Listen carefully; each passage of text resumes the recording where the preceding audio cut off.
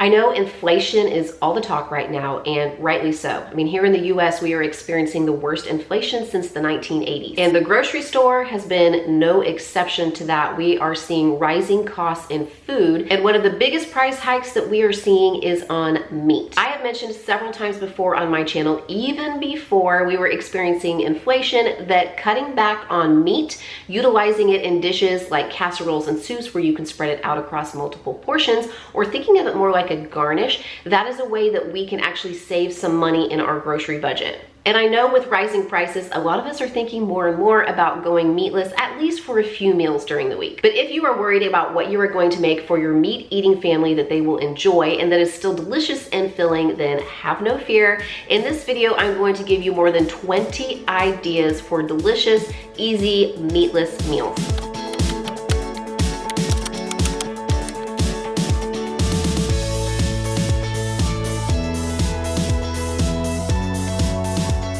It's summertime here in Oklahoma at the time that I am filming this, and we actually tend to eat less meat in the summer anyways, just because it doesn't sound as good in the summer months and because I don't really want to fire up the stove or the oven and sometimes not even the grill outside in the 100-degree heat to cook meat. And while I can utilize things like my air fryer and my slow cooker or my Instant Pot, I just feel like sometimes we find it more refreshing and more palatable to have some meals that don't include meat during the summertime. And this video is actually very timely because my sister-in-law and her family are coming to visit, and they actually are pescatarian. They mostly eat vegetarian and occasionally have a little bit of fish. Now, I want to point out that meatless or vegetarian is not the same as vegan, so I am still going to be featuring lots of recipes that include dairy. But I do hope to give you some ideas for meals or recipes that do not feature beef or chicken or pork, which are the meats that we would typically choose other times. For the creamy tomato tortellini, I have an onion here. I'm actually just going to chop up about half of that. I have some minced garlic and about 2 tablespoons of butter,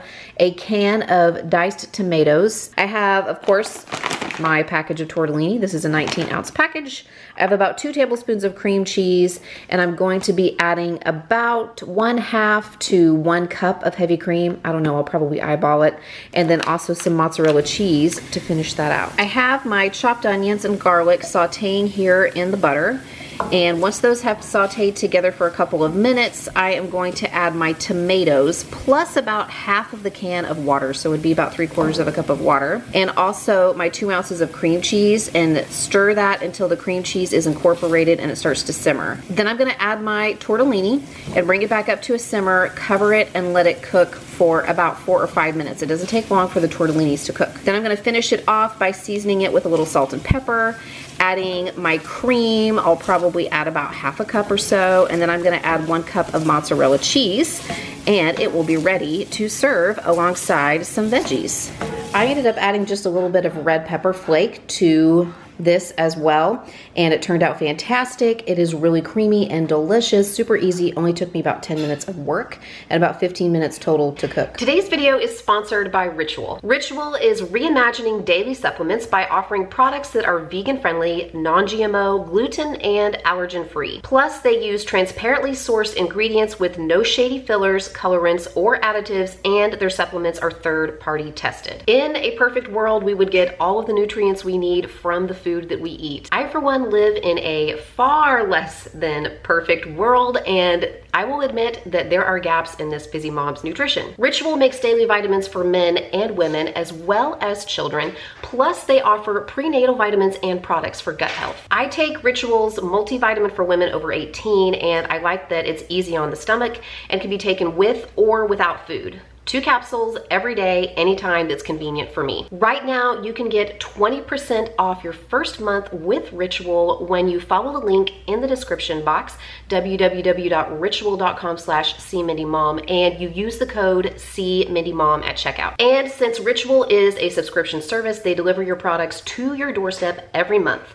Members enjoy free shipping, control over delivery dates, and you can cancel at any time. Ritual also offers a plant-based protein powder that is made without soy, gluten, or other major allergens, and is free of artificial sweeteners because it's sweetened with monk fruit. Even though I don't use a protein supplement every day, I do like to have a protein smoothie after my more rigorous workouts, like the ones that I do at Orange Theory multiple times a week. And 1 scoop of Ritual's protein powder delivers 20 grams of plant-based protein. Thank you again to Ritual for sponsoring today's video, and don't forget to visit that link in the description box below and use the code CMindyMom at checkout to get 20% off your first month with Ritual. You guys know if you watch my channel that one of my favorite budget-friendly items to pick up at Walmart is a bag of frozen tortellini. Not only is it inexpensive, I can still get a bag for under $3. It's also very versatile. You can use it across a wide variety of recipes, and I like that it has a pretty decent amount of protein. I think it's 11 grams per serving. I like this so much that I have actually made an entire video about that ingredient specifically, and some of the recipes I featured on my channel do not require meat. Like the sheet pan tortellini that I've shown you guys, where I just toss the tortellini with a little bit of olive oil, salt and pepper, whatever veggies I have on hand,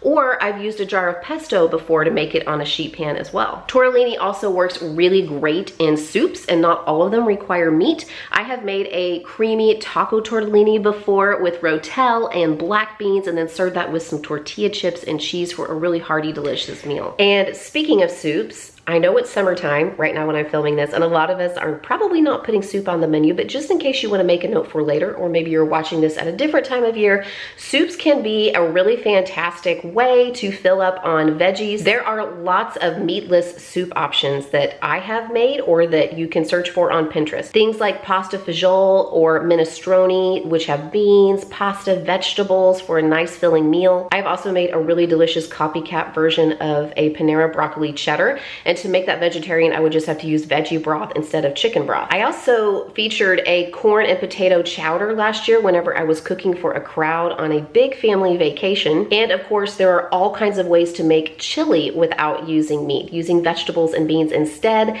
And I will sometimes make that and serve it over a baked potato for a complete meal. In an extreme budget meals video that I made about a year and a half ago, I made this really delicious cucumber and chickpea orzo salad. And I actually make that again from time to time, including a few days ago with my family visiting. I thought it would make a great lunch option. It calls for a cup of orzo, which I cooked on the stove and drained and rinsed. And then you add to that some drained, rinsed chickpeas, some cucumber and red onion, which I chopped up, some fresh dill, or you can use dried dill. I would just use less of it than the original recipe calls for, which I will leave linked in the description box below. I toss that with a little bit of olive oil, some lemon, some salt and pepper, and then I throw in some feta cheese as well. I like to make that a few hours ahead of time at least, so I can pop the lid on it and put it into the refrigerator to chill. And then we ate that with just some other veggies, a side salad. It was so delicious and refreshing on a hot summer day. Highly recommend. In that same video, there was another really great salad that I made. It was a broccoli apple salad, so I will be sure to leave that recipe linked in the description box below as well.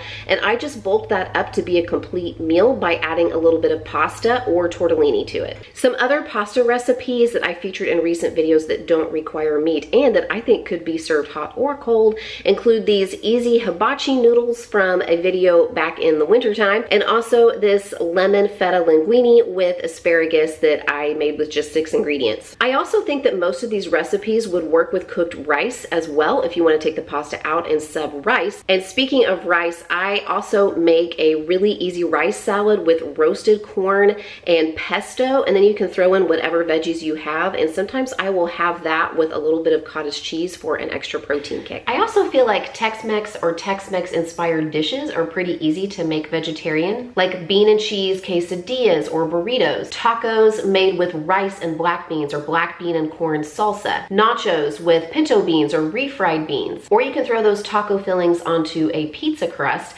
and have sort of a Tex-Mex style pizza, maybe drizzle a little bit of ranch or crema or sour cream over the top. So delicious. And if you don't want to make your crust and you want a really easy shortcut option for that, start with just a regular frozen cheese pizza and then add the toppings to that, toss it into the oven for the recommended bake time, and there you go. I had actually planned to make some crispy potato tacos tonight for dinner. I've had this recipe pinned for a little while, and I was gonna make some homemade roasted corn and black bean salsa to go along with that, maybe some homemade pico, and also a little bit of homemade chipotle ranch to drizzle over the top. But I gotta be honest, I'm a little bit tired and still recovering from a little bit of a summer cold, so I'm gonna do something a little easier that I have made before, especially since we're experiencing a little bit of a temperature cool down, and I don't mind firing up my oven and my stove on these rare cooler days that we find in the summer. Sometimes whenever I do meatless meal videos, I get some concerned comments about the protein content. In tonight's dinner, I'm actually using something that I have referred to as an unsung hero where protein is concerned, and that is cottage cheese. There are 11 grams of protein in a single serving, which is just a half a cup. But protein can come from other sources besides meat and dairy, like the pastas that I use to make pasta salads, just kind of your standard traditional pastas.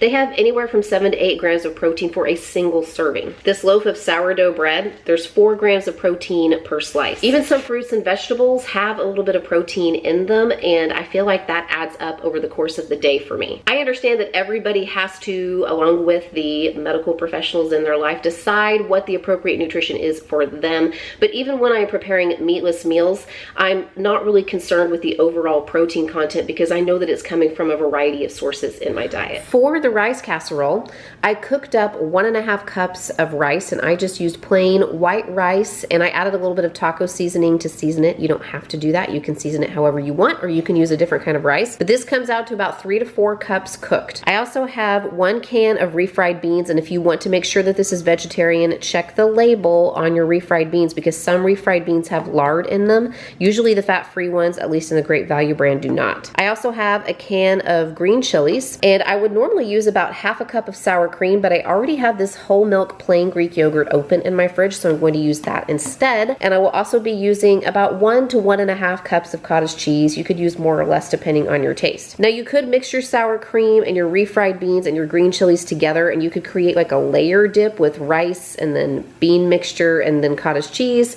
But I'm just going to mix all of my ingredients together and pour them into a casserole dish. I'm going to top that with a little bit of grated cheese, and then when it is close to dinner time, I can put it in the oven for about 30 minutes on 350 and heat it through until it's bubbly.